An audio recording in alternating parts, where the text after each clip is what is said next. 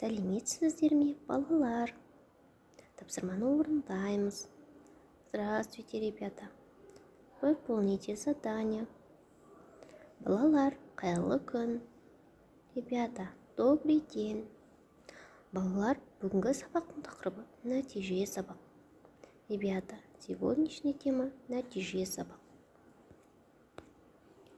Балалар, төртінші тапсырмаға назар аударайық. Суретке қараңдар.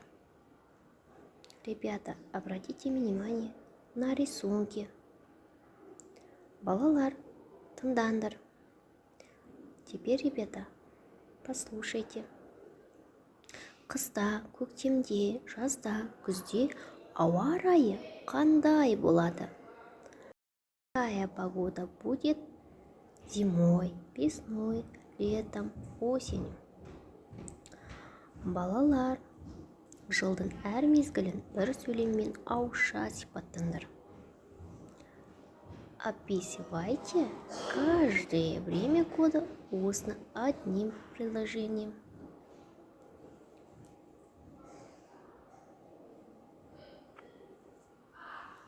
Балалар, бүгін сен тақырыпты түсіндің бе? Балалар, сегодняшняя тема все понятно? Ал балалар, сау болыңдар.